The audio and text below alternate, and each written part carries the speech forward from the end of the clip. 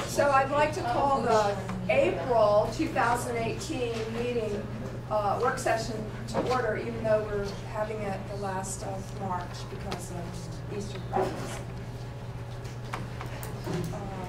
Superintendent Stefanik, the field maintenance. Yes. Thank you. I feel bad because I forgot his last name. It's Christian's last name. Richardson. Christian Richardson currently volunteers and maintains the oversight over top of our football field. And I believe he works hand in hand also with Coach Hill on the baseball facility. He would like to make a proposal to volunteer his time to oversee the upkeep of all of our varsity fields at Currituck High School, which would include the soccer facility and the girls softball facility. So there'd be 4 facilities, and he wanted to make a presentation today, just showing you what a highly maintained field will look like when the projects are all done. And then he also has some budget numbers on fertilizer, grass seed, and things like that the board might take into consideration to see if they'll release these projects to him on a voluntary basis. So we've got the PowerPoint. I'd like the lights, Mr. Monroe. Go ahead and click from slide to slide. Sure. This is an aerial shot of the current status of the varsity baseball field, and as shown at the top, apparently it was, I wasn't aware of this, but it was highlighted as the field of the week for the state of North Carolina for high school fields, and fantastic work on the field there. And so he says there that what they did is they overtreat the fields with ryegrass seed, prior to the season, and that's the end result when all the fertilizer and the herbicide and the seeding, all work together. It comes out looking like that. Click ahead. Here's the yearly plan for his work on the fields. He's got it's scheduled out. Again, things happen when you have professionals that know all about the growth cycles.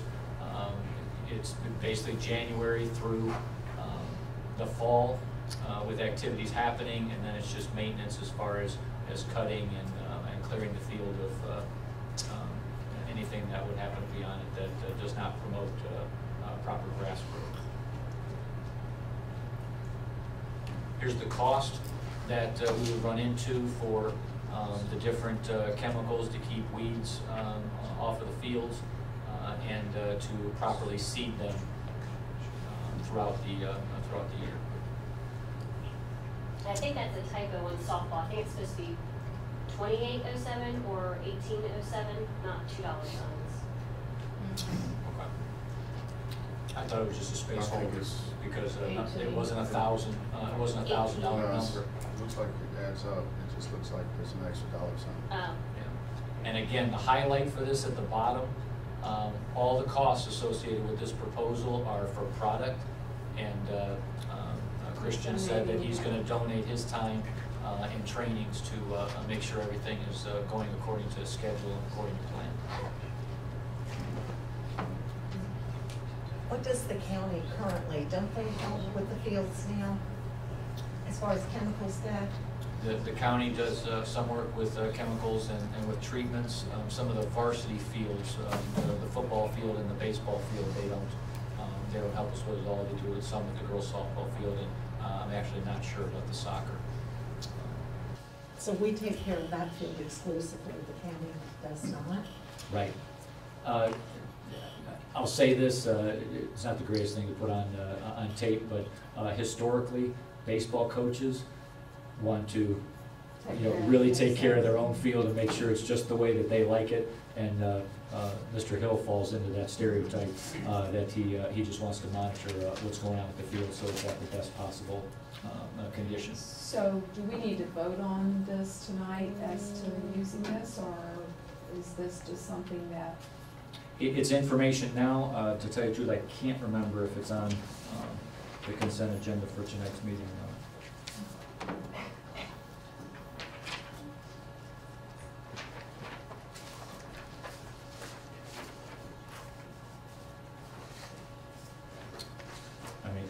even if we don't have a vote, if the board is comfortable with us looking into this, then as we get into the budget cycle, we would look at, you know, trying to find the $5,000 to put towards this maintenance. We've got some field costs that are already in the athletic budget. We just have to see exactly where those field costs are right now compared to this proposal. I'm all for it. I think wonderful that Christian would be able to volunteer his time. Exactly. I think it's pretty impressive. Also, I just have a couple questions. One is, when he's volunteering his time, is he volunteering his time in addition to some of our staff that Yes. might have been doing it already, so that maybe he's not out there by himself? Yes. Maybe he's Yes. like the lead person? Yes, we've got some people that have been identified as quality mowers. You know, I don't know if how familiar folks are with tractors and things like that, but if you turn the wrong way or you turn too quickly, you can get, at worst, at best, uneven cut, at worst, some burnout spots, you know, on the fields. And so we have some people that are pretty I skilled thought in the Justin was tractor. the one that mowed his own field pretty much. Yeah, yeah, well, yeah, and Justin is one of the ones that's very good on the machines, and Todd Parker is good on the machines, and used to be back in the day, Mr. Woodley was very good on the machines, and so, yes, there are staff members. Well, that's the maintenance on the mowing, and I understand that part. I'm talking about the fertilization applications, herbicide, seeding, all the things that are involved in Yeah. addition to once it's ready. I just want to make sure the guys, other than the $5,000, which I think is a reasonable amount of money, I just want to make sure he's got it all dumped on him, on his shoulders. I want to make sure that he's got some help. I can't say that I know who exactly does, you know, all the pieces, parts. I do know that he has worked with high school staff members in the past, but I also know Christian, he wants to make sure that things are done just so, and so some of those things he's gonna do by himself. Very good. Would we have, so you're saying we already have money that might have already been allocated in some of these forms? Yes, in the Maybe we've athletic already budget. been spraying some fields, and maybe some of those funds would be offsetting some of the $5,000, is that Possibly, what you're saying? yes. Yeah, I do know we've spent money on seed, but I also know that a big part of our budget is to line the different fields, soccer fields, football fields, and things like that. So as far as weed killer and/or any types of bug killer that might impact the grass, I'm not sure we've ever spent money on that before, and so those might be the extras. And the county, we had a discussion not too long ago, if I'm not mistaken, that they weren't letting anyone practice on these fields at Maple, right? Right. And so when we have That's our understanding. teams that need to practice, and they're not necessarily a school team, but they're a recreational team, they typically practice on these fields, right? Not on high school. Not on the varsity Not- baseball. Okay, No. but the Girls other fields, softball some of the and, other fields that were listed, Yes, right? yes. These So, fields out here and So- the ones Not at the one, Moyoc. not these that would be a part of this. none of these fields? I think soccer and girls softball. They do Yes. on girls softball. Football stadium, too. no. Yes. Football stadium, no, and no varsity baseball. So where I'm going with it is that if some of them will be utilized for that, I would think that the county would want to help out with that, because they're not allowing people to use the fields that the taxpayers already paid for, okay? And that's where I'm at with it. $5,000 is cheap to do this type of work. I've been lining and fertilizing all week, not for fields like that, but other types of fields. That's cheap. It's a good deal. However, the county, even though it's a good deal, should do their part. And we can talk about that. I know that they've been doing work on the girls softball field in the past. And so if he wants to supervise that, then whatever monies that county put towards that, maybe they'd be willing to put that towards our $5,000. Right. Instead of doing purchasing of seeds and things. I just feel like the taxpayers paid for some fields that are, as I'm understanding, I could be wrong, but my understanding is they're not being able to be utilized but for a small portion the taxpayer. And I have an issue with that personally, so I'd like to see them right that wrong. How's that?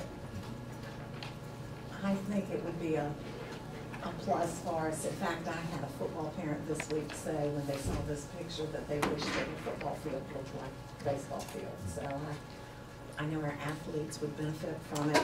You did mention something about extra money in the athletic budget could possibly help with some of these costs. Not extra money. I mean, some money that was in. Yes, yes.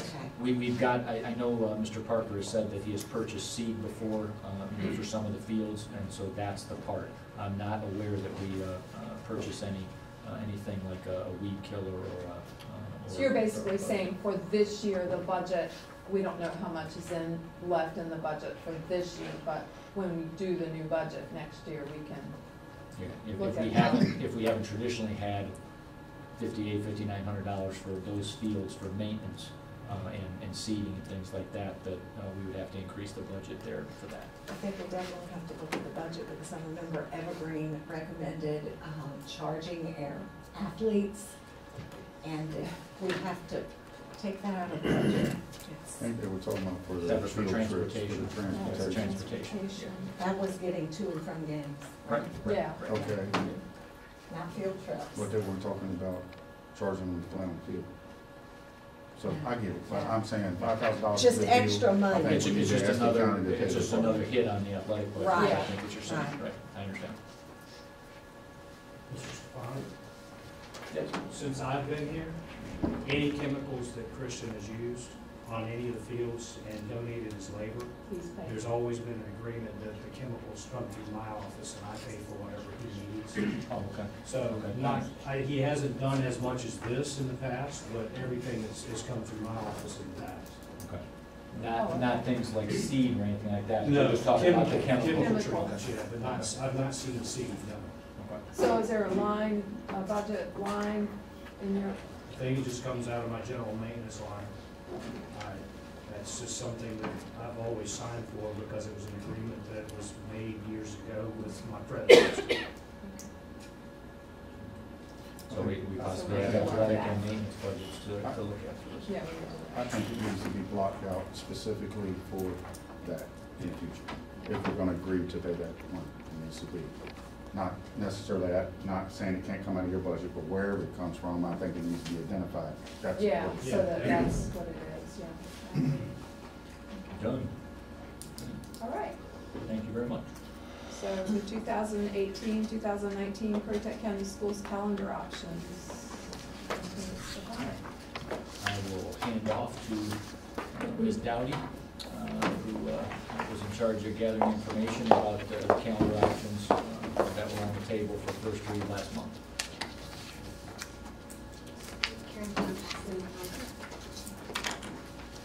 Some people prefer hard copies, so I want to make sure you have those. I think you have already draft option 1 and draft option 2 for the middle schools and elementary. Yeah, they're in our. I'm going to also hand you a copy of CCHS's draft calendar as well as JP Knapp Early College's draft calendar. So now we have more drafts to add to your stack.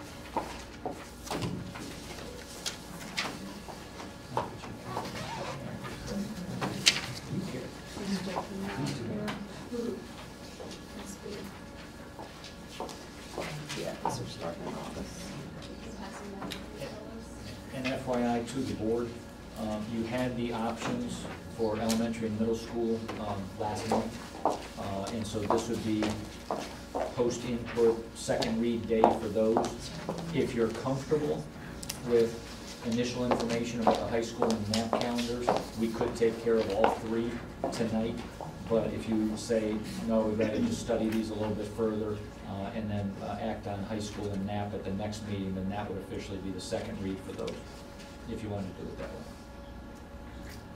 So as you were aware, we did put a survey out to the community, including staff, parents, students, staff members who also happen to be parents in our district. And so what you have before you in this little PDF handout is some of the survey results from that survey. You'll see that there were 439 responses to that survey, a little breakdown of what those demographics look like.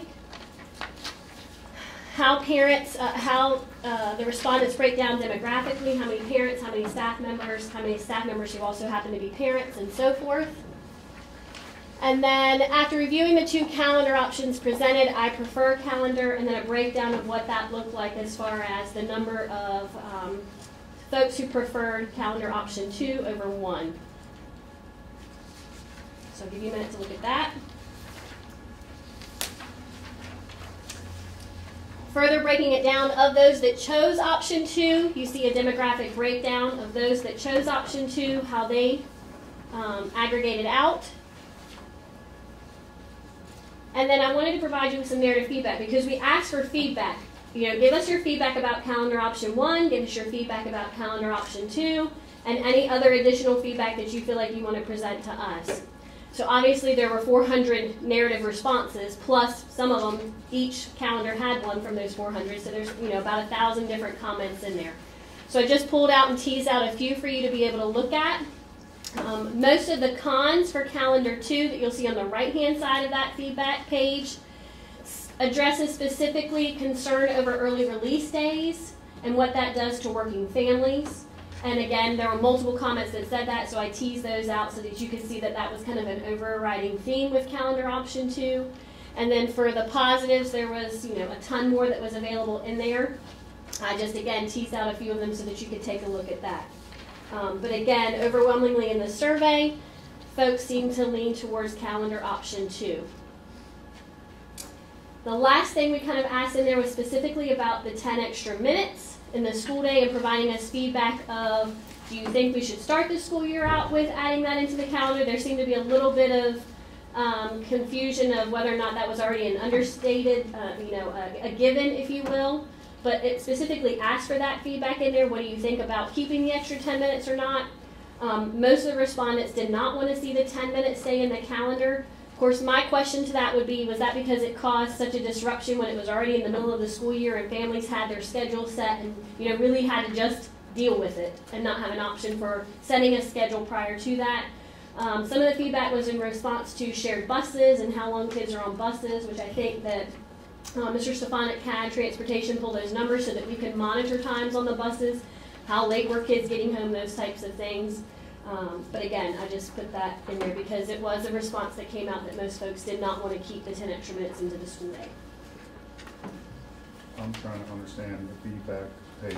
Are you saying all this feedback is for option 2? No. Okay. Option 1, I didn't Right. specifically lay out option 1 because it wasn't the one selected by the vast majority. Got it. So the feedback pertains to Calendar all- option 2. Yes. Yes, correct. sorry, I'm Okay. sorry, Will. Yes, that's in there specifically for calendar option 2. Got it. So they wanted option 2, but they didn't want like as many early release days, for example. It was a concern. Parents addressed the concern saying, if I chose option 2, I still have a concern of what that looks like for some working families to have to Okay. take that into consideration. And early dismissal days can be difficult, and even stressful for working parents and things like that.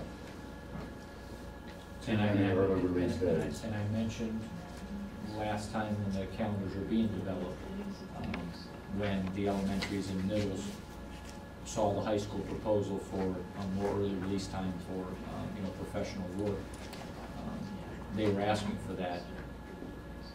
If childcare is an issue, I have worked for a school district that provided childcare, and then the students could stay after, they would be monitored, there would be activities for the children to be involved in, and then potentially, again, might impact efficiency rating, but potentially then transportation, closer to the end of a regular student day. Who would pay for the people to deal with the children at the end of the day? Would that be, Who would do what? I'm sorry. where would that money come from? So at the high school, when we switched like that, we had a few situations where even with students who were exceptional children who may not, we felt like it was a good idea for them to be home in an afternoon by themselves. I mean, our teachers, it's still a full day for staff. So like our teacher assistants pitched in, and then they would help like a study hall kind of situation. So they monitor those kids in that setting. And that's the format. So it didn't cost anything extra because those folks were already on the clock. Right. So, but I thought the whole idea was for planning and one-on-one instructional time and all these other things. I'm not trying to be funny, but it just, you were talking about exceptional children at high school. I was kind of leaning more, and I understand that's an issue, but I was thinking about the larger possibly numbers of the younger age children that can't be home by themselves at all during the time when their parents are still at work. Is that what you're talking about? Yes, sir. So who's going to pay for that is what Well, again, the TAs still have to be there. Right, all staff members are there for the full day. And if some of the staff members on given Fridays aren't involved in some of the planning meetings that are going on, their job would be supervision and on creating activities then for the ones that stayed after. Good grief, I think just educate them while they're there. Typically, Keep the score. certified staff are the ones that are participating in the professional development, correct? And I know in the past when we had early release days on the elementary level, the daycares that were providing daycare already after school would just come earlier and pick up the children. They had it worked out with the parents. And we also have several of our schools that have partnerships with the YMCA. And so, Moyoc does, we might be able Briggs to, does. we might be able to utilize that as well. I have heard lots of positive comments from staff at the high school this year about how beneficial it has been, how it's enabled them to do a better job with teaching their students. And we've heard from that too. So, I think that we need to option give two. that same opportunity to our elementary and middle school students. I'm hearing from elementary and middle school teachers, more elementary than middle school. I just want to point this out, in case anybody didn't notice. Of option two, if I'm understanding this correctly, out of the 290 people that wanted it, 107 were staff members, and 51 were staff and parents. So that's 158 people out of the 290 that were staff. 65 parents wanted it. However,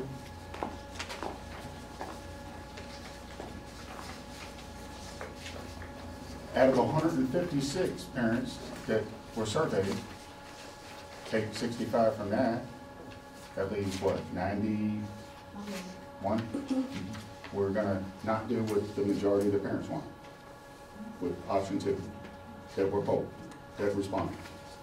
I'm not voting on that. I didn't say you were. I'm just pointing out that out of this small percentage of people that responded, we're going against the majority of the parents. That's what I'm saying. That's what the polling tells me, if I were to go with option two. Well, I'm we not only going against the we heard parents. from 65 parents. No, Only on option two. 65 parents selected option two. Okay, and As how their many favorite. selected option one? I'm sorry.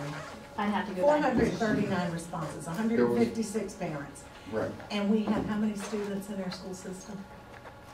Probably about 4,000.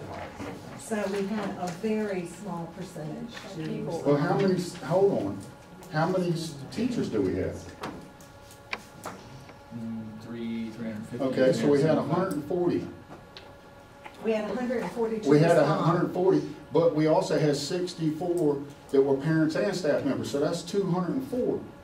So you had, what, 2/3 of the, Two-thirds of the staff. and you had, let's see, less than, Take out the two high schools. you only have about 3.5%, maybe 4% of the parents even responded. And then you had 2/3, 66 or 65%, I'm pretty good with this stuff, of the teachers respond. And we're gonna go with just what the teachers want? I'm sorry, I gotta go with what the parents want. I'm not trying to be against teachers, but the parents didn't, even the small percentage of the parents that responded, they were 1.5 times the ones that wanted option two. 1.5 times of the parents that responded in option two wanted option one. No, because some of them Yes. didn't vote at all. No, because in the results, I have the results, and some of them said, I don't care either option. Okay. So not all of them were reflected accurately. It's not exactly that number. There were some who said either option doesn't matter to me, no preference, that kind of stuff. All right, well, the way I'm interpreting. Some of them, because I don't have their that. answer was about the 10 extra minutes, and that's the only answer they gave us. They said either fine with the extra 10 minutes or don't touch the extra 10 minutes, and they never said option one or option two. I had several staff members contact me about this, and the elementary, I did not hear a lot from middle school, but elementary is in dire need of additional planning times.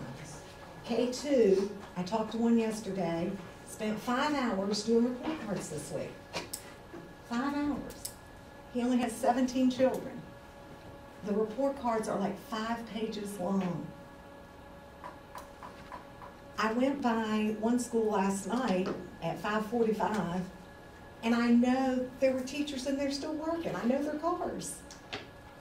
And yes, we added 10 extra minutes, and I know some are saying, well, that's not, teachers, we added 10 minutes to make up the missed time. And then teachers still have to make up those days, even though they're there for the 10 minutes. And we're saying, well, they're not really working extra because it's a part of their work day. But they are working extra because they've lost that little 10 minutes of planning, so they're staying until 5:45 or 6 o'clock. I just don't think we can continue asking our teachers to do more. I just And feel not that. give them time to do it. I do. Well, I would agree with that. However, I don't think this is the solution to fixing the problem for the teachers. And however, I also don't think this is the solution for fixing the problem for the end user, which is the student and the parent. Okay, so this isn't a good viable solution. Student and parent are the end users of this service. They're the end users. And so I don't think that this reflects the best interests of the end users, which are the student and parent. And I don't think it reflects the best interests of the teachers either. But I really don't. Our main goal is the students. Absolutely. Okay? Exactly. And with that being said, our teachers are our best source of being able to tell us what's working and what's not. So we need to listen to them. If not, we're gonna lose them. They're gonna go to Chesapeake, and then there we're gonna get the leftovers, and that's gonna be a direct hit with our students. So it's not as easy as just, one solution. We've got to look at the big picture, because it's a trickle effect, because one thing leads to another. So if you don't keep our teachers happy, you're going to lose them. Yeah, Then what do if you you have? make your teachers happy, then the kids are gonna be happy. Yeah. I wasn't trying to mention not one keep the thing. teachers happy. I'm trying to make sure we offer a high level of service. I'm trying to figure out another way to keep the teachers happy. Well, By let's giving hear them it. smaller class sizes and resources and things like that, and not having to worry about churches and the Ruitans donating copy paper all around the county and things like that. Well, we It makes need to their turn out lives vote. miserable. I want to talk about the student piece. Except for the child care issue, that's a concern, and as a school district, we can either address that and help out as much as we can. But as far as educational hours, they don't lose any educational hours with this. Exactly. We are set on the hour plan, not on the day plan. And so we have to get to 1,025 hours minimum every single school year. And so if you look at, it's not 5 days a week, it's 4.5, and think the students are losing hours of instruction, they're not allowed to lose any hours of instruction. So in other words, if we did away with the early release days, we could have less days in the calendar and still meet our hours. Yes. I just feel like this. But they don't need it at the When beginning. I go in and No, they I don't. get started at They work, need this. and I have to gear up and get things moving. Most people do that in their day. By the time they get started moving along in the education process, you're not totally packing up, but you're so closer to shutting it back down. That half a day, is 2 half days, in your opinion, as productive as 1 full day? I don't think so. Well, I think for some children, they would rather, they maybe do better in a 45-minute class than an hour and 15. Maybe it holds their attention better. I also saw a little blurb this week, and it really is food for thought. We cannot put our students first if we continue putting our teachers last, and we can't do it.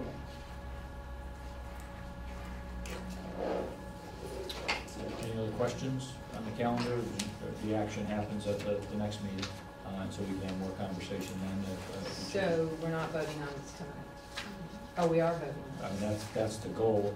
Other districts are finalizing their calendars so that they can get them out to their We communities. need to resolve it. If you don't vote on it, then our parents don't know what next year's calendar looks like till May. That's what I thought. Yeah. Would it be something similar, like I know at the high school, when we started doing the early release days, that some students have stayed late on Fridays to get extra help? Because I know my daughter has, and she's benefited from that. Is that something that we're looking at that as a possibility for our elementary students? You know, I know that we do have staff development plan for our teachers some Fridays. But I know some Fridays it's work in your classroom, and I know how hard these teachers work. And if they have students that need some extra help and they can help them, they probably jump on the wagon to utilize that afternoon. Well, we also have TAs that are gonna be there until the end of the day also. That could certainly That could do certainly some do tutoring. Tutoring and extra work with them, yes. Is that something you're thinking, Matt?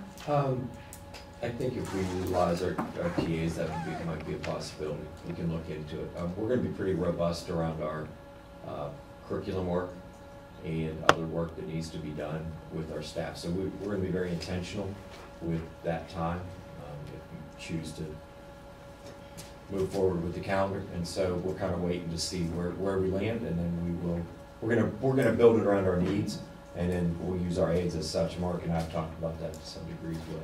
On the secondary level, I've heard some students say that they have really benefited from the Friday afternoon. One is working in a classroom. She thinks she wants to be a teacher. I would love to see that expanded more, you know, with maybe some folks being able to go and work with plumbers or electricians, or, you know, just explore some of these different careers. We are trying to do that. Yeah. Folks, you want to talk about Friday afternoons and anything that you've been involved in on Friday afternoons, or people that you know at your school? I would say it definitely helps those who have to work in order to like supplement their family income or supplement themselves who are trying to save money for college. Because I know some people who will leave early and go to work. I know Tyler and I have both gone back to math and helped tutoring with math and stuff to help other students. Yeah, or if the age-old benefit has been for clubs, if there is ever a better time for clubs, it's a Friday market. If you guys want to get planning done, we get an event, that's the time to do it. That's something a lot of clubs at JP Math especially is benefiting from. Yeah, like our Science Olympiad team, our meetings were only Fridays because we couldn't get enough people any other time of the day. Because of transportation? Yeah. Because once they leave, it's hard to get them to come back. Yeah. And with the fact that we can have buses that still come and drop people off afterwards, it really helped with the transportation and all that for getting people to and from meetings. Any of our principals want to address? Ms. Cowan, I know you were showing me your PLC. Currently, we do, our teachers participate 2 days a week in PLC and 1 day a week in team planning. If we could have those early release days to be able to do not only cross-curricular, but also in the same curriculum, it gets multiple teachers able to do vertical team planning, which is very valuable when we're looking at what our needs are across our 3 grade levels at the middle grades level. It helps us in filling in gaps. So for me, that's going to enable at the middle grades level that it will give us that capability, whereas we don't have that right now. Everybody's kind of locked into what their planning is. So we would take one of those plannings that they're giving up right now for PLCs, and that would happen on that early release day. So in essence, it would give them backup planning during the day. They're losing two planning times a week. Well, actually, they do 3 because they have 10. If you think they have 10 preps a week, so they do 3. They have 3 with 2 with PLCs, which is not, I mean, it is heavy, we do heavy lifting. I mean, we're doing very deep curriculum work in curriculum alignment, standard alignment, what we're teaching, looking at data. So it is helping with their planning, Oh, but at the same they're time. planning in right, the PLC, right. correct, But yes. it's still not grading Yes. papers doing the thing, yeah. Yes, ma'am. The same thing applies to elementary because then they can work cross-curricular with each other. They can do vertical alignment with planning with other grade levels to see what third grade team can work with fourth grade team, so to say. But also What it do you save need them to teachers, do? save teachers time at the end of the day, because if we can use some of that time for our team meetings, but then we also multiple times a week have staff meetings, PLC teams, we have whatever committees that you have. So your data meetings, your MTSS, your leadership, your school improvement, whatever teams you have in the building, those teams have to meet after school because you have representation from every grade level on those teams. And being able to use all that time for an early release, there's multiple hours that you could use for that time to give them the time from the time the students dismiss until they choose to leave the building back. I dare say that it's rare for those teachers at your school to work 8 hours. Oh, Absolutely. how many days did you work 8 hours? It also allows for when you only have one EC teacher in your building or one AIG teacher, they never get the opportunity to plan as fully as they would like with the grade levels because their planning just doesn't coincide with that. And so they want to. They have a desire to do that. That benefits the children. Correct. That they're sharing So with we have two IEPs. schools like that, because Not Silent would be the same way.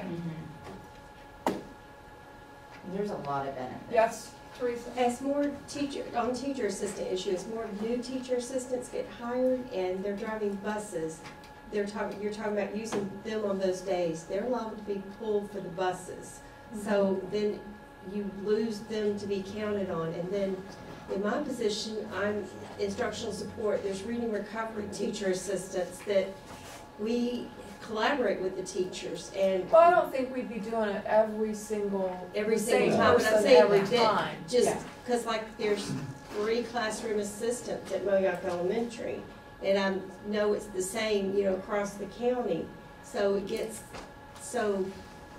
Everybody's pulled in a Everybody's pulled, and there's Yeah. so few of us feeling like you get, I was pulled this up today, Yeah. so.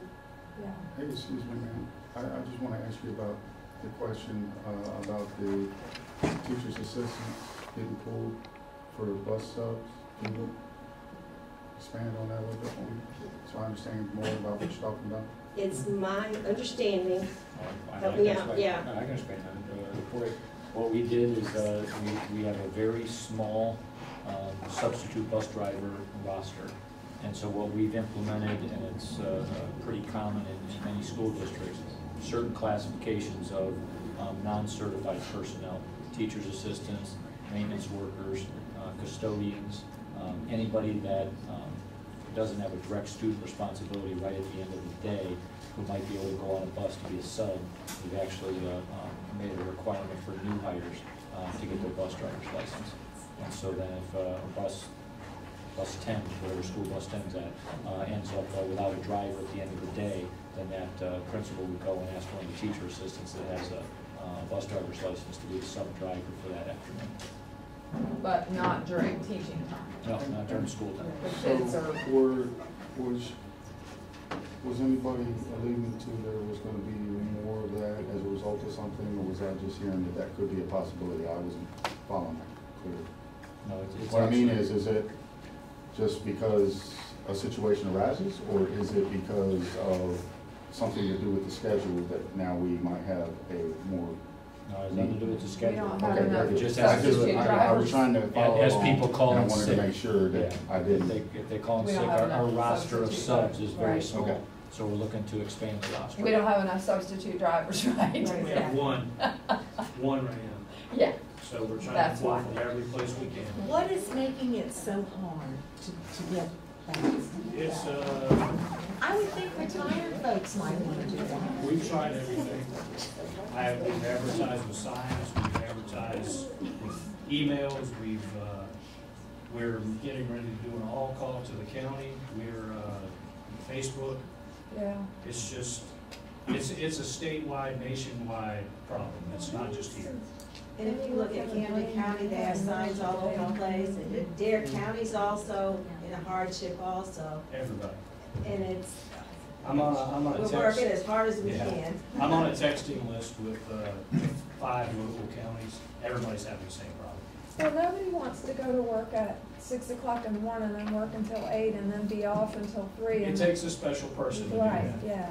Well, we found that when you talk about the retired people, we actually had a retired gentleman who came forward to be a substitute driver. Yes. And what he said was that, you know, you get something going during the day and all of a sudden it comes to a screeching halt because you have to go at 2 o'clock to get on the bus. And he just said, yeah, it just wasn't working out for his schedule. And so then he backed off the service. So. I wonder if it would help if we had substitute drivers that did either or, morning run or afternoon runs. Maybe if they're complaining because it breaks up their day. If we had a pool of people to draw from, I would do anything I could to work with them. All right, but since I've been here, I've had 5 or 6 different drivers that we could pull from for substitutes, and in those 5 or 6, everybody had a stipulation. I can only work this day, or I can only work that day, or I can only work on a full moon. I mean, it's not crazy. And it's not just transportation, Ms. Rose, No. it's cafeteria as well. And it's in a crisis level right now. What about It's bad. substitute teachers? I sent out an email to every substitute that I could get in the roster. Please come work for us for extra money. This is how much we pay. Not one contacted me for extra pay. And I sent it out to all my staff as an opportunity as well, and getting responses. I would think cafeteria people might want to do that, extra hours. Their parents too, though, so when they leave us, they go home to be there for their child when they go for us. All right, I think we need to go back to the calendar now and make a decision. Ms. Dowd, you want to mention something about any of the secondary calendars? Yes, the other thing, again, in consideration is spring breaks, obviously. At the secondary level, both of our secondary schools have to take into account the college spring break schedule. Obviously, we have approximately 600 students in our county who are dual enrolled students. And so if we go on spring break one week and then the college is on another week, that means those 600 kids get no spring break because the week we're in session, they're here in classes if they're, dual enrolled. And then the week the college is off, we're off and the college is back on, they're in class now. So that's one of the things to consider. Obviously for our families, it would make it very difficult to have one kid on spring break this week and then other kid on spring break this week. As a family, I would find that difficult and wouldn't want to have that happen. So one of the things you notice is different between the draft options, between option 1 and 2 and the secondary calendars is that consideration for spring break and aligning with COA's college calendar. And COA, Steve, if you will jump in and correct me, I don't know if he's still in here, if he popped out, has been very good at working with us, in fact, and really modifying their schedule to fit more with our traditional high school schedule. So they've taken some fall break dates, Steve. They removed their fall break entirely and moved it to the spring to align with our week off in the spring. So it's and they do their calendar biannually.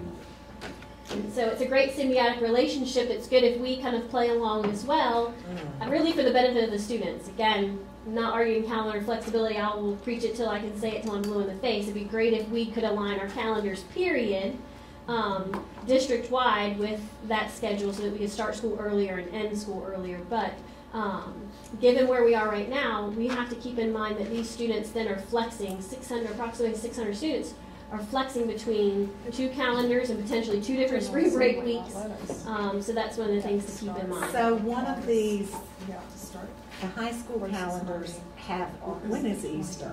Are they having like the break? It's the week after. Yeah, so elementary, middle, the 2 calendar options for elementary and middle have the week before. The week before? And the 2 secondary ones have the week after.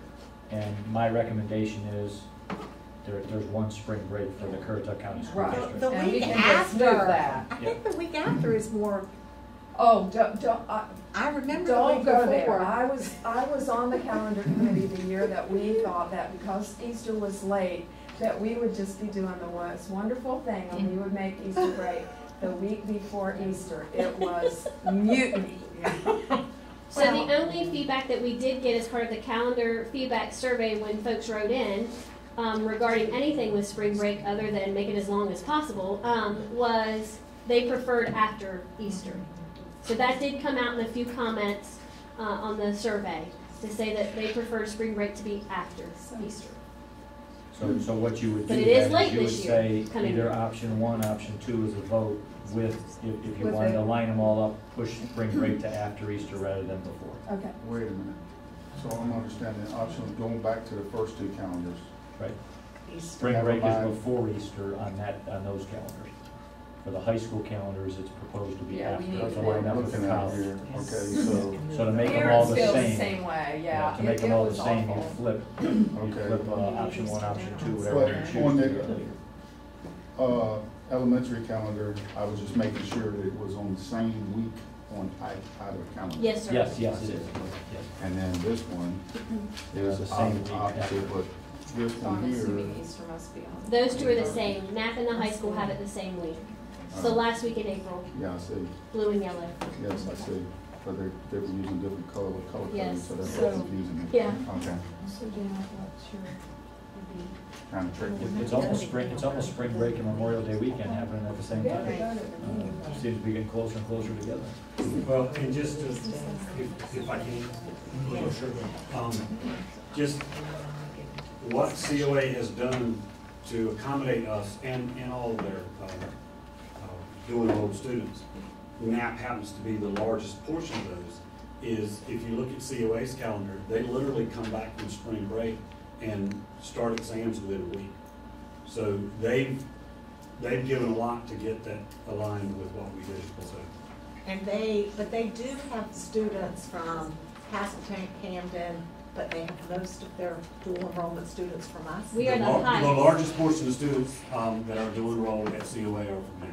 From now. And Currituck's Currituck's number right behind is it. significantly higher than any other county of the same. Well, and we have other early, Camden has like an early college. It is an early college now. It's Yeah. an official early college. And I guess. Northeastern, Elizabeth City Pascagoula has a new one. Yeah, so I guess they're kind of following that same situation, so. That's All nice right, to so see we our are neighbors voting. with us. I mean, is there some, does anybody have any objection to the JP Knapp and the high school calendar the way it is? I just got a question, I mean, I understand the holiday, but I don't understand, the first one is, this is the draft, this is the proposed, and this is the current. No, sir. That one that you have in your left hand is JP Knapp's calendar. It just doesn't have. And the one you have in your right hand is the high schools. Do you Okay. see at the top? This one is Yeah, JP and that Knapp. one doesn't say what it is, okay. I Yes, got they it. start say earlier. JP Knapp graduation on it. Yes, sir. Yeah. All right, And purple. JP Knapp aligns specifically as Specifically. close as they can to the COA To calendar. And so neither one of them And the high school can't. have I don't have a copy of what it currently is. This is just the drafts, right? So I'm not able to compare them to what I'm even supposed to think.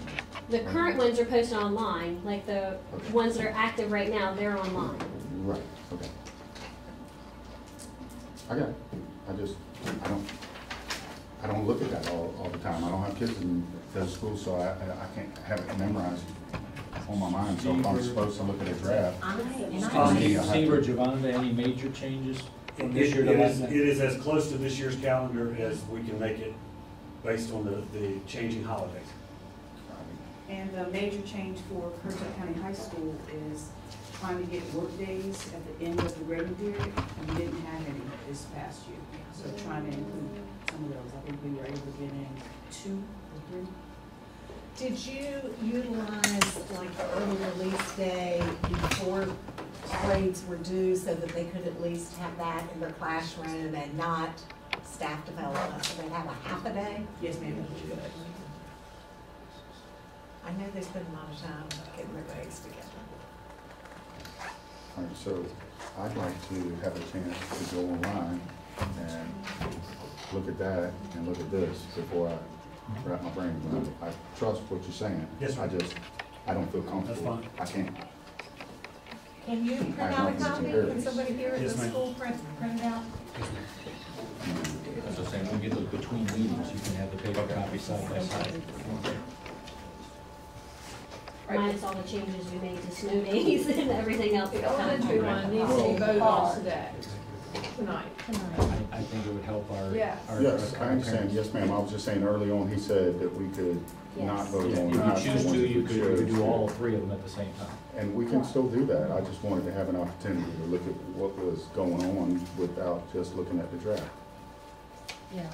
You That's mean all. to compare what we did last year to what we're doing this year? Yes, If we're how gonna similar be- is similar? Yes, ma'am, if we're gonna be adopting a new draft, I'd like to know what it is that we're changing, other than the fact that at the top of the page it says draft. I'm not trying to be funny, I just have nothing to look at. We really haven't talked a lot about adding the 10 extra minutes. Is that a part of this calendar process too? Okay. What were the percentages again on that one, do you remember? I didn't do percentages of who won, as far as that. It was overwhelmingly that the sentiment was not to keep the 10 extra minutes in the schedule. Right, and the reason for the 10 extra minutes idea is that you're increasing the hours that the students, for the entire year, you're increasing the hours, so you take yourself up into the 1,060, 1,070 hours, and so you have 40 or 50 hours, which translates into 7 to 9 days worth of makeup time. And if you have a weather year like this year, where we get hit with tropical storms in the fall, and you get to keep intact what you approved. The days that stay the same, the early release days stay the same. So the additional 10 minutes is factored into? No. We had it done daily. No, that's just a clock thing, Okay. where we just say, this is the school day at this building, this is school day at that building, we either have the 10 minutes or we don't. But what it does, it eliminates the 2 meetings that we had, where we sat here and go, where's all this makeup time coming from? Because there haven't been too many years, there've been 2, I think, in the last 7, where we've had 7 or more days out of school, or days worth of hours. How many extra hours do you have built in to a regular school or normal school day? Like how many is on these? You're in the upper 1,040s, and so you have about 20 hours extra, which is about 3 days. 3.5 days. Okay. So 3 days and 2 late starts or early releases. Well, I did have a lot of feedback about that too, and overwhelmingly, people were like, just add it when we have to. Right. Well, and some people wrote back, they said, with the extra, for option 2, you've got the extra early release days. Right. You can change those to full days and get some of your hours back. Again, I think NAP this year, they added 10 minutes because they wanted to save their Friday afternoons and get some of their professional work done. And so, it's about the value of the half days and the early release days, whether or not you still have them when you start eliminating them. And that in itself speaks volumes for NAP to want to do that, to add extra time to save that early release. It's that important. It's that important. I think you get about as much out of the 10 minutes out of every day as if you flip it and you say, well, okay, set all these planning days for teachers. We just add an hour to every day for them to plan. You're gonna get about as much quality education in 10 minutes. Never mind, it's gonna add up on a piece of paper and you're gonna punch the dot and you're gonna say, yeah, we got the hours, woohoo. Well, what do we really get for 10 minutes? That's about as, you get nothing. All you're doing is you're dotting the I. You get nothing. Well, 10 minutes 10 minutes is a added joke. to a math lesson is a lot in elementary. Yeah, but It that's, is. okay. Then why don't the teachers do it at the end of every day for their planning time if it's gonna work so well? They are. They are, every On day, their- an hour, every on day, and their they take own away some of time. these early release days. Not on their own time, but paid time, let's do it No, they don't that way. get paid. They don't get paid. That's the problem, see. They don't get paid for early release days? Their workday ends. They don't get paid for work days? At 3:15, their workday ends. They're there till 5:45 on their time. You're They not don't get listening to extra what I'm money. saying, you're trying to compare something else. I'm talking about the days that we're talking about making early release so they can have planning time, rather than take away education time And then if we run into a problem having to add 10 minutes, which isn't gonna equal anything at the end of the day for the education service, in my opinion. But if we do it at And the then, beginning so what I'm and saying start is it'll that what we be a do is part we get the teachers to take piecemeal on their lesson planning time, which they would be getting paid for, an additional hour every day. And I'm saying that's not gonna work. When we give early Just like it's not release gonna work for days, 10 minutes. when we give early release days, we are not taking educational time. Because we're counting the minutes, we're not I right. know Am this, I right, Janet. Mark? I'm talking about planning time versus education Okay, time. I'm sorry. You don't understand my point, do you? Well, I think there was a comment made at the very end that if the teachers work an hour extra for planning, that we would pay them for that. Correct. We don't, that's not the way it works. Salaried employees don't go off of hours. The state sets the salary schedule for a teacher, and that's their salary schedule. So when they come in on Saturdays, Sundays, and stay late in the evenings, they can't get overtime. Okay, plus or minus that, it was a hypothetical. What I was trying to show you is how it's gonna translate in reality. Never mind, we can't do it, we're not gonna do it. I was trying to show you how much you're really gonna get in lieu of having a whole planning day or half a planning day. My point is, when you start breaking it up, it doesn't, the parts don't equal the whole, is what I'm trying to explain to you. Yeah, but there are those of us who have taught in the classroom Okay, who know well- that 10 minutes does make a difference. All right, I'd like to ask Mr. Bass Knight to shed some light on that. As I can't see if it's inside, I gotta get up there. The 10 minutes at the end of the day was really a practical decision for us. And here's why. We had noticed that after dismissal in the afternoon at 3:20, our students came out here to wait for the bus at the bus lot, right over here. And they stood there for 10 minutes, waiting for the buses from the middle school and high school to get here. And so we had to monitor them standing outside waiting for the buses for 10 minutes. And my question was, if we're gonna do that, why not leave them in class? Why not take that and add it to our instruction? And that's what we did when we had the opportunity. That's a waste of time. So we put it back in the classroom. And I think the misconception here may be that 10 minutes becomes another period of the day. Like you go to first bell, second bell, third bell, fourth bell, and then you go to 10 minutes. And that's not the way it works. You take 2.5 minutes and you add it to first bell. And then you take 2.5 and add it to second and third and fourth. It's not a separate block of time. And what does that mean? I don't know, ask a teacher. That may mean that instead of, didn't get that finished, your homework for tonight is, that you get that done.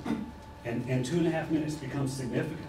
And I'll be honest with you, it's significant because I hear about it all day because the teachers notice an additional 10 minutes. It changes what they do. And those minutes add up. And that's what we're talking about here. We're talking about moments of instruction. Now, and that can happen one of two ways. Here, we have moments where it's teacher-led instruction.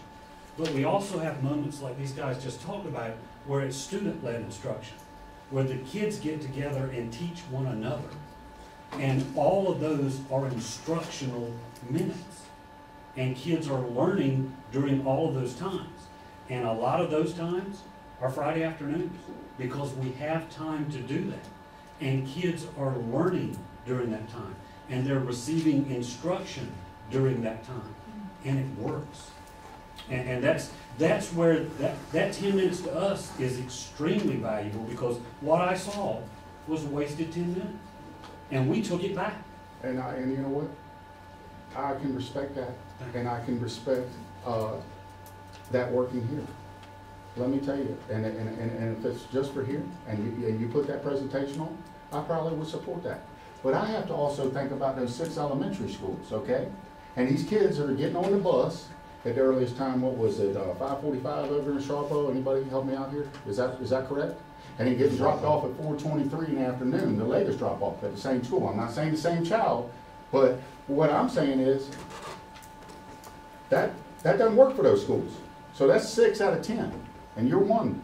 Yes, sir. So I can go along with that here.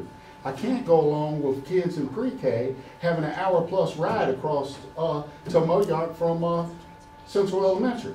I can't do it. I can't do it. in my clear conscience. I can do it for kids that are waiting on a bus at 3:10 or waiting to get in their automobile.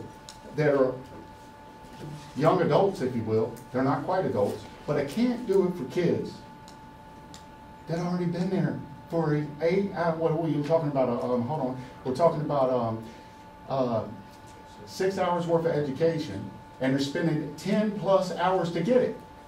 I can't do it. I can't do it. That's two different things. I know this. Okay. So when we started talking about 10 minutes earlier, that was one of the things that was on Furthest Elementary calendar, and I just want to let you know, I can't do it. Okay. This year's calendars are coming around, so you have 3 different calendars that we have. Thank you.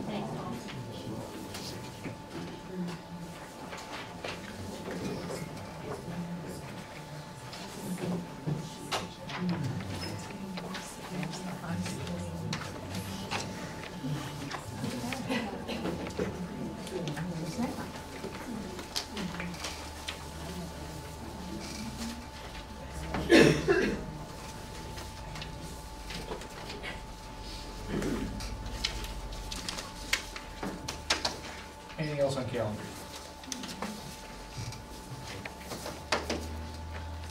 Okay. So next, we're gonna look at the second reading and input for policy 7410, teacher contract, superintendent stuff. Yes.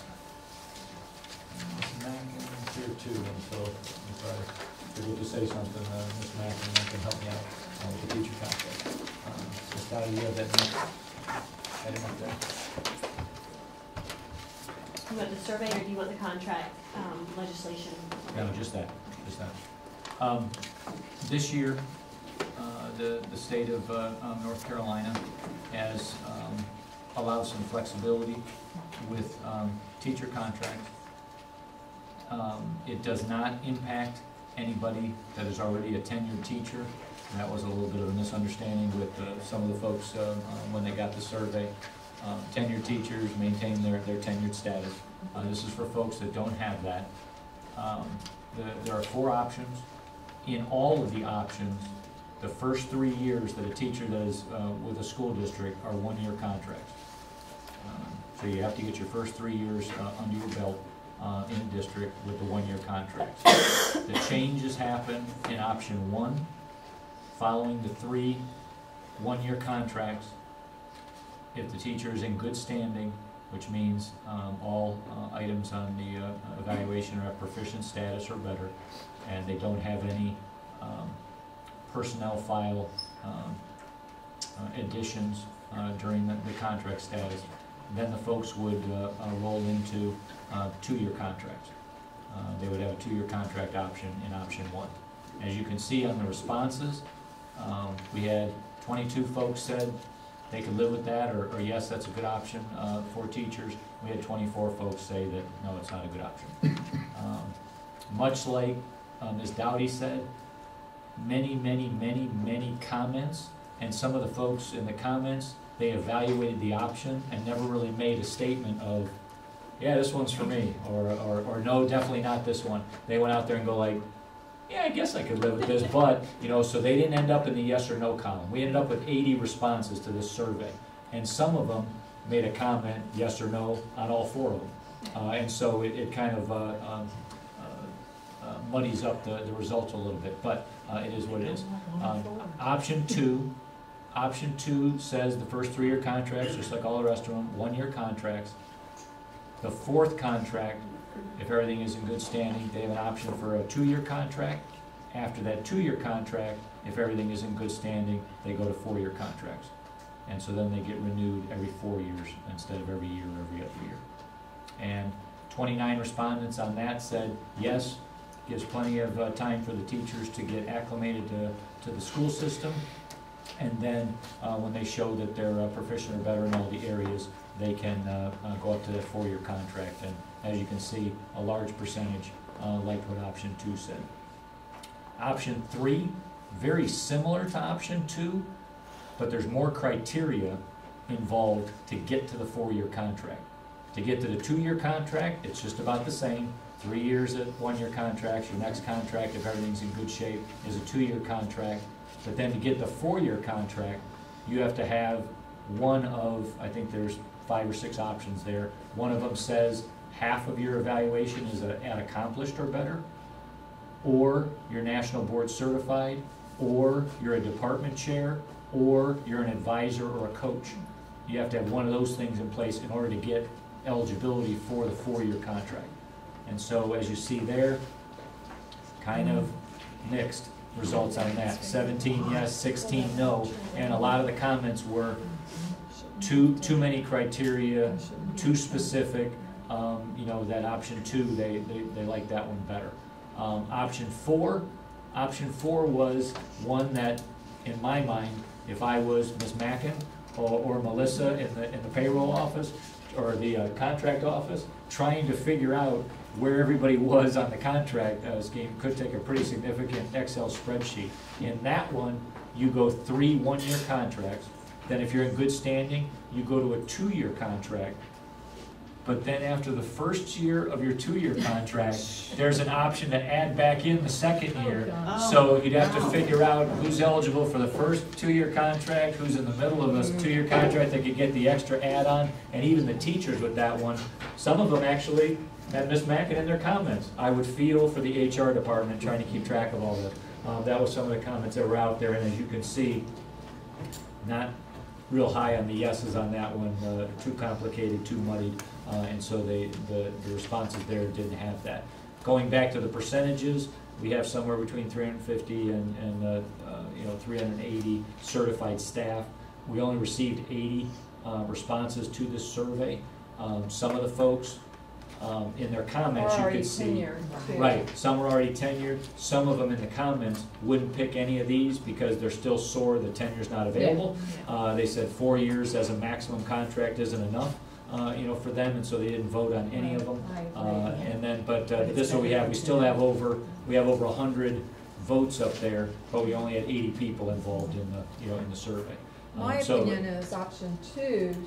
Option 2 also was the one, or it was one of the multiple year ones that came out of the regional superintendent's meeting as one that would be favorable for everybody to offer multi-year contracts in a similar way. Option 3 is very similar, but it's not fair to hold a teacher to those standards when they might have young children and they may be wonderful teachers, but they don't have the time to do the other things that are in some of them, here. yes. But right, yeah. So my opinion is that option number 2. These came from DPI? Yes. And we don't have the option of coming up with their own? Well, the only option that is there to come up with your own, I mean, you got to stay in the parameters. 4 years is the most you can get.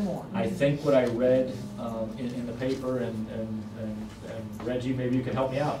I think in option 1, the actual template had a blank in the column on the 4th contract, the number of years for the 4th contract, and I believe what I read in the article was that Elizabeth City was considering 3 1-year contracts, then an immediate jump to a 4-year contract option, or availability in the beginning.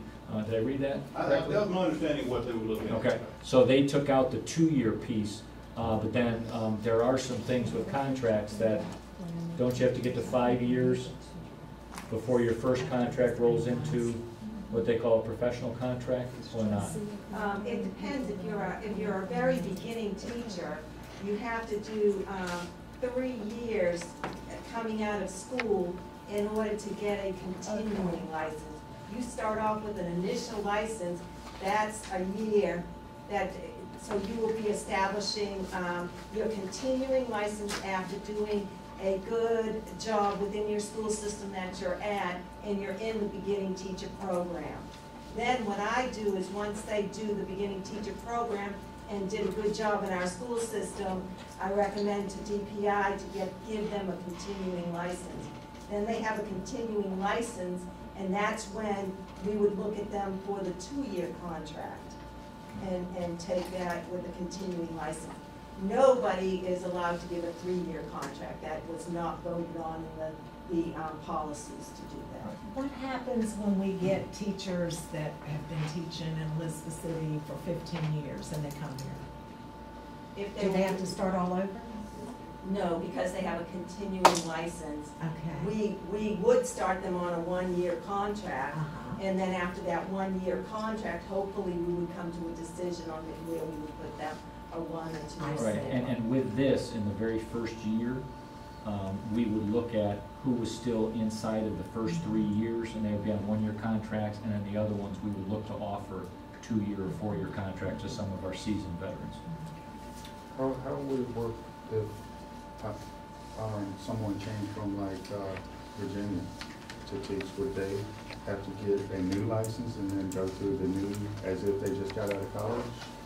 Or what? How does that work? And it's very similar to what I had to do when I came to this state. You apply for the license, and even though I had 5 years of experience on my license in Massachusetts, and I would come here, and I would get an initial license in North Carolina for 3 years. That way that you've got to know all of the different, I'm going to say, standards. It was like I was a beginning teacher again, coming to this state, just to follow learning the programs. I knew how to teach, but I had to see what Currituck County school system wanted me to teach to the students. It still looked at the same way at this time. Yes, ma'am. So the contracts would reflect that same thing, Exactly. as if you just came Well, out of it college. takes that long to learn the North Carolina state standards, curriculum, and that kind of thing in a grade level, don't you agree? I mean, it takes a good 3 years to feel really good and comfortable about it. And Ms. Mackin, coming from New England, some of the people thought she was speaking a foreign Well, language. she was most of the time, So we had to get that in we place just too, accepted so, it. yeah. Right.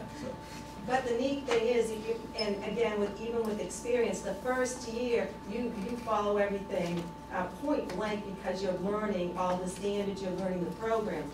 The second year, that's when you really can differentiate and you start getting a real feel, and you get a mentor that really is helping you and giving you the strength that you can do this, you can do that too. So I think that once you gain that confidence, and it does take that 3 years in a new setting to learn the culture of the community. You've got to learn a lot of things when you change, whether it's school systems or change your state to where you're teaching to. And everybody knows that, so that's why it's set up that way.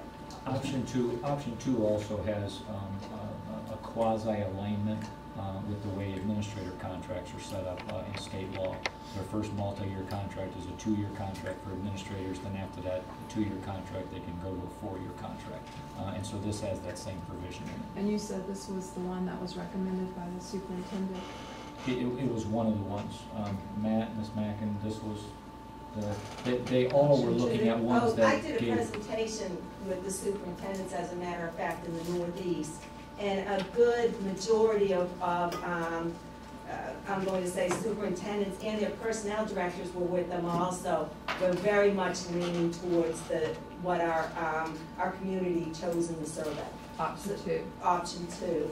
And again, it's something that they thought the teachers would really feel matched. I'm going to say, you didn't look at so many options, and everybody would have the opportunity to do option 2, rather than, what if you weren't chosen to be a grade level chair? What if you were not chosen to do certain things?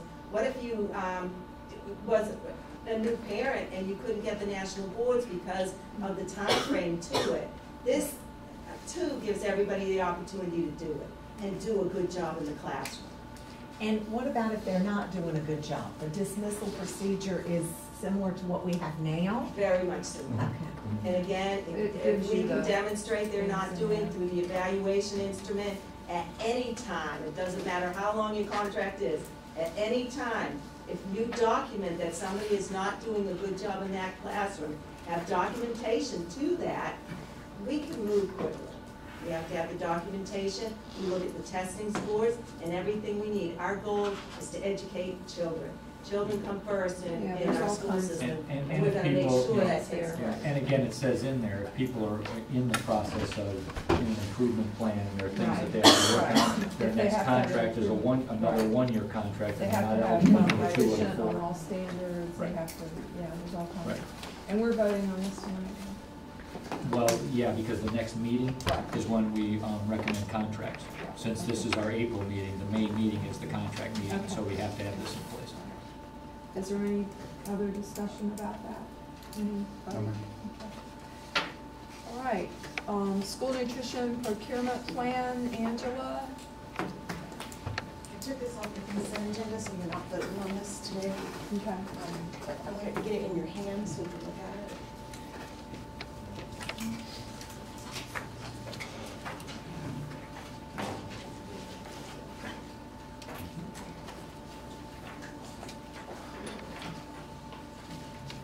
We're required in school nutrition to have a procurement purchasing plan. We have one, and Ms. Yvette has, if you're interested in the current one that we have, I put a copy of that in her packet for you to get a copy.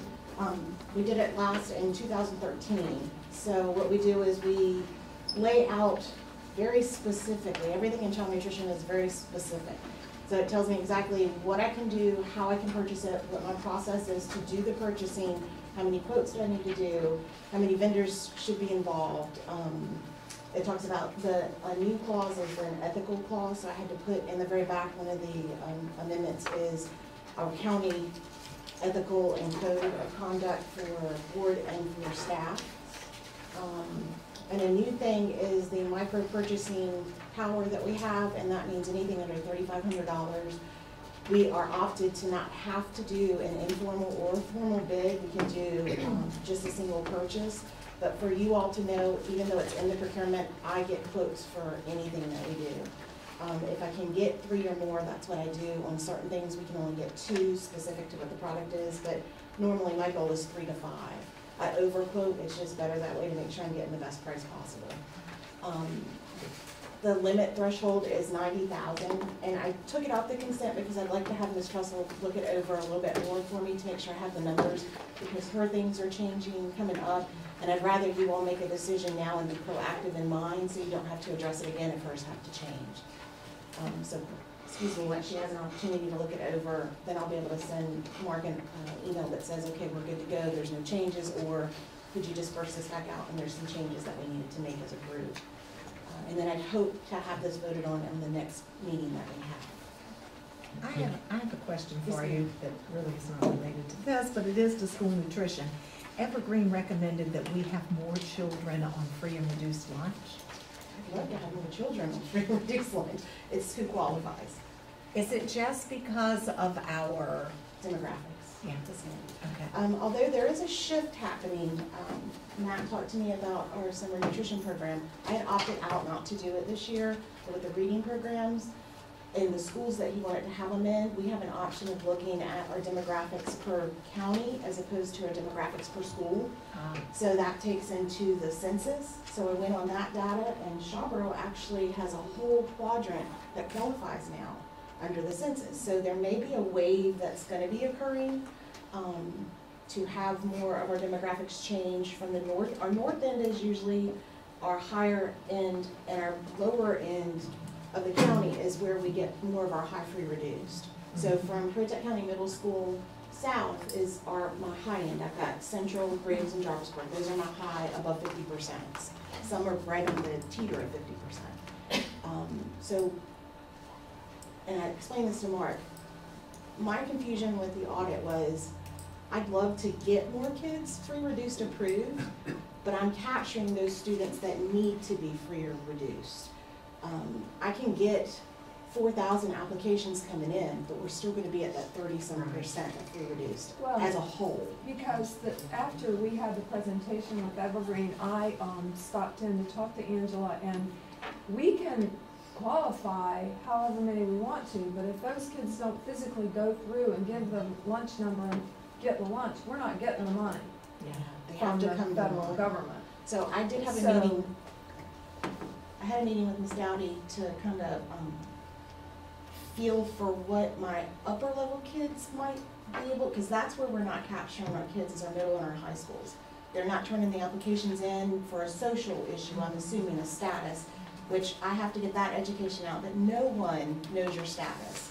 I can tell you my 2 are not qualified, but they have never had an exchange of cash from their hand to the cashier. So if someone was to watch my 2 children go through the line, they're like, oh, well, they never have to pay for anything, so they must be free or reduced. That's not true. They never have to pay for anything because I go online and I make the payment, so there's never any cash exchange. A ton of parents do that. So if I can get that stigma away from someone's gonna know my status to I can eat and I can have breakfast for free if I'm free or reduced, because the state's picked up our reduced status for breakfast so far for the last 3 or 4 years. Or I could get free lunch or reduced at 40 cents.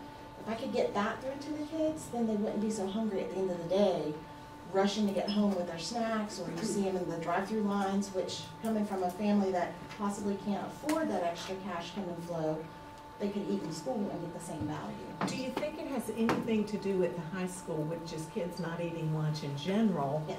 Because of the amount of time that they have to eat lunch? No, it's a choice. I've surveyed them. It's a choice. Okay. They choose Let me not ask to. you, if the child puts something extra on their tray, such as a dessert, and they're on free and reduced lunch, is that attention drawn to that child that they cannot have the added? If it's an a la carte, you mean? Yes, ma'am, because there's no money on the account. However, if you Like look an at ice my, cream or something? Yeah. yes, if you look at my menu though, I've menued desserts now. We have cobblers, we have the crisp. Next year, I've got in with some frozen fruit cups that look like ice cream, but it's actually 100% fruit.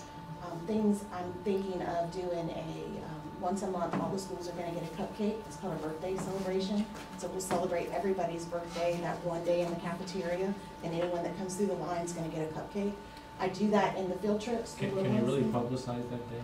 Yes. To make sure I don't miss it. Yes, absolutely. But the little ones, I did the field trip bags. I made it an option to give them a cookie or a chip for free. That doesn't count for anything, but that allows them to have a bag just like everybody else. Yeah. Are they not allowed to purchase ice cream if they get free or reduced? Oh, lunch? absolutely they can. Okay. But they don't, sometimes they don't If they know don't how have it the money. works. They're little and they I don't see. know. Money, don't So say what I'm against, and I don't know how we can, is after they've gotten excited and they put it on their tray, to have someone say, oh, sorry, you can't have that. We try not to. We try to catch them before then. Okay.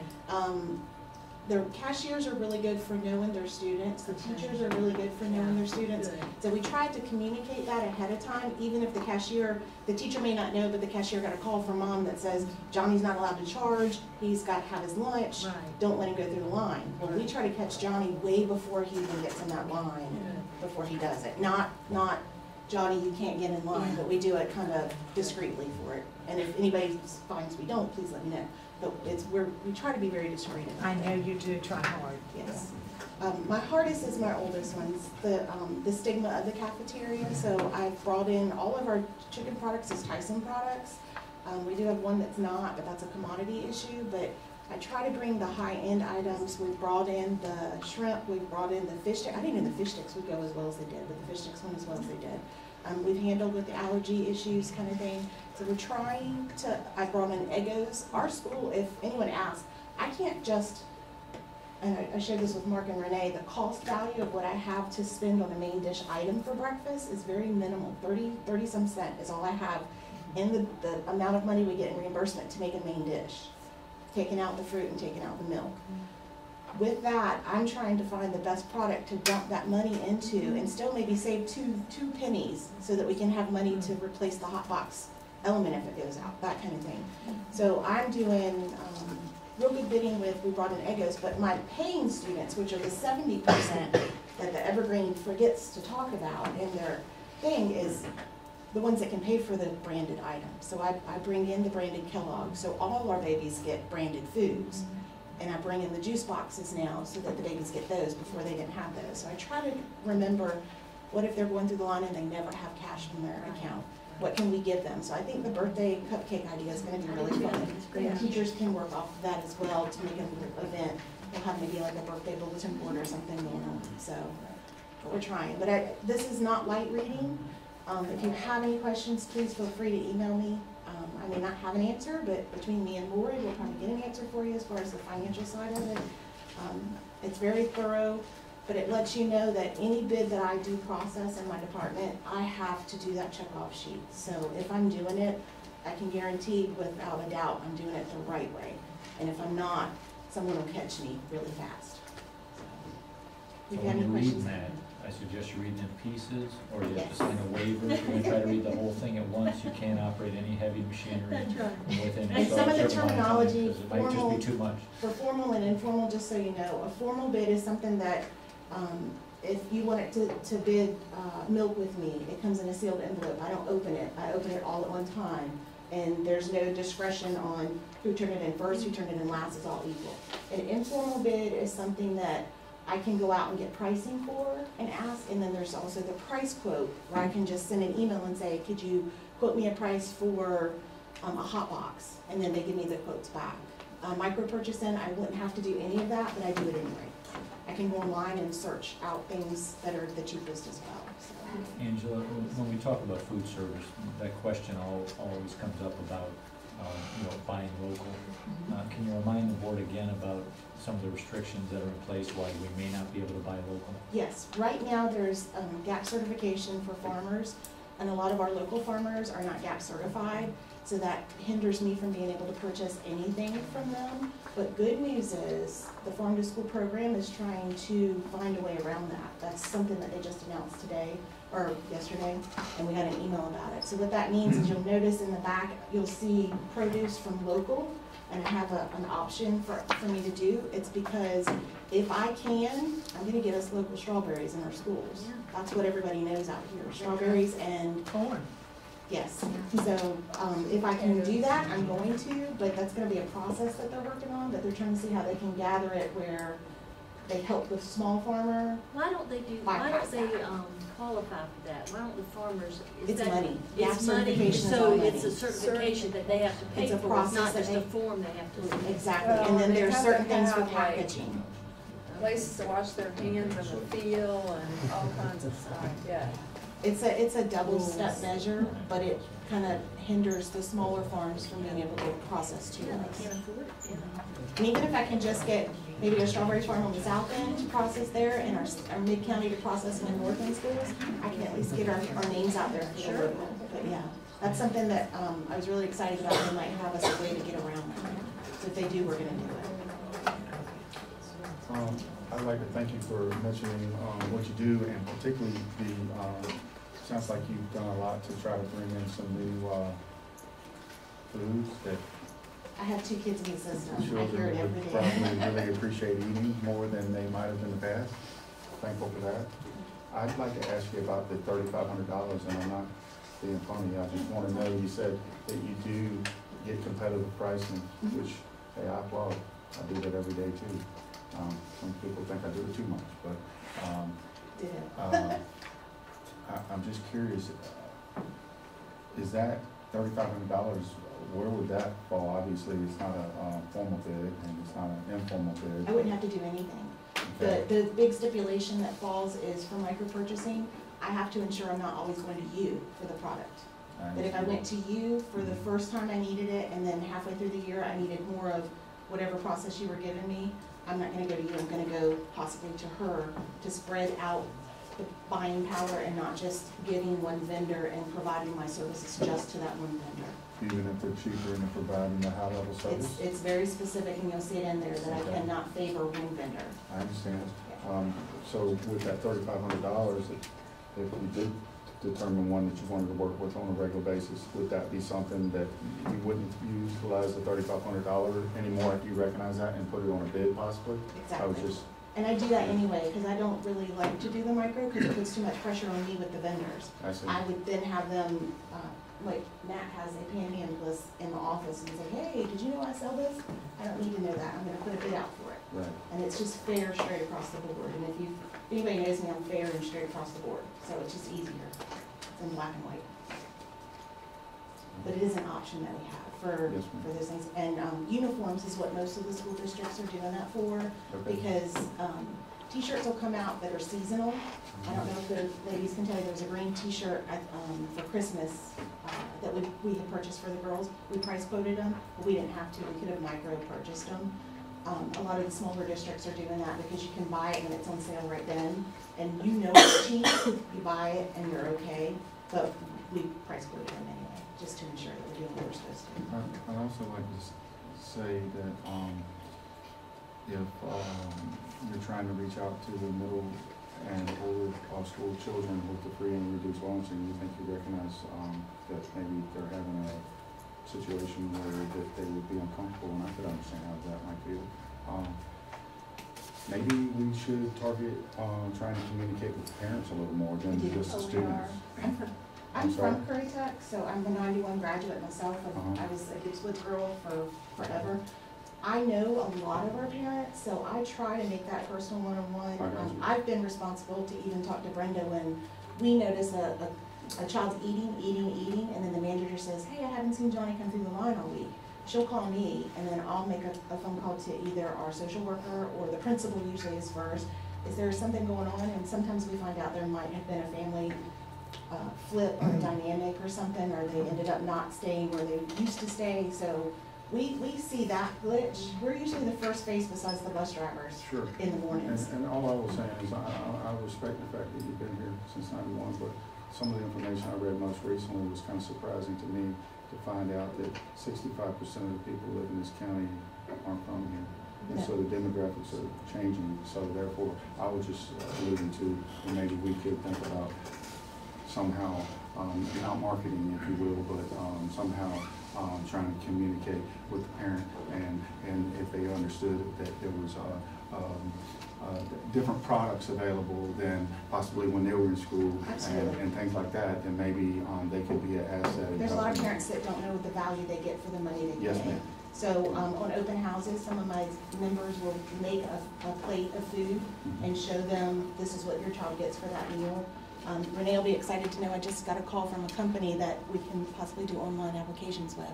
So I'm really excited about that. That will get the application out of turning them in and then somebody seeing me turn in the blue application. Instead, they'll go right online and do it. So, yeah, we're trying. Okay. I have one question. Not for you, I'm sorry. This is just a general question. Thank you. For the superintendent, when are we going to discuss what we came up with as far as responses to everything? Whenever we want to put it on an agenda, we can do it whenever. I actually was kind of waiting for the invitation for the joint meeting, but we haven't received that yet. So if the board wants to discuss, we can put that on the next board agenda and discuss it here. Anything else? Okay, then the meeting is adjourned. Thank you.